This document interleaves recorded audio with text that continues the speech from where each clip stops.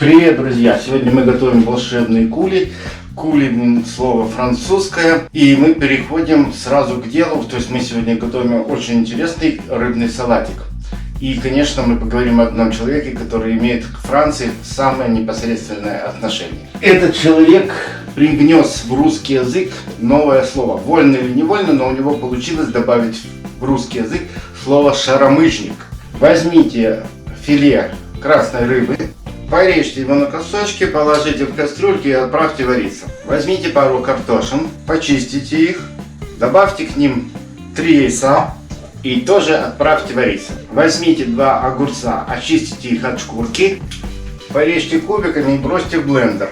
Возьмите средний пучок укропа, измельчите и добавьте его к нашим огурцам. Сюда же необходимо выдавить половинку сока лимона.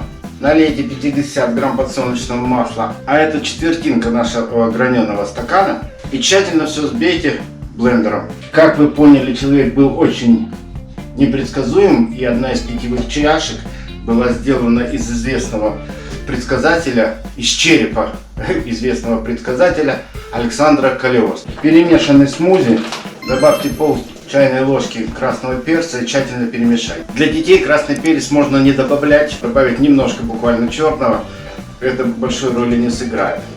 Если кто любит соленое, наш полученный кули надо досолить, мы посолим салат в процессе приготовления. Особые гурманы могут пропустить это через сито, чтобы вышли всякие зернышки огурцов, а я предпочитаю в более натуральном виде. Более того, этот человек повлиял на всемирную историю очень много раз.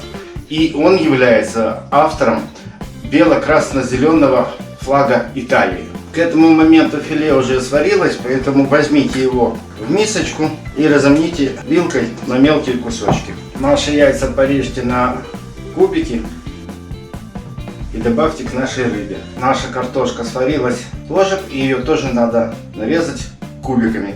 Нарезанную картошку добавляем туда же к нашим яйцам и рыбе. Кто не солил кули, не забудьте досолить. И сам салат. А мы нашим кули добавляем в наш салат. И все это перемешиваем.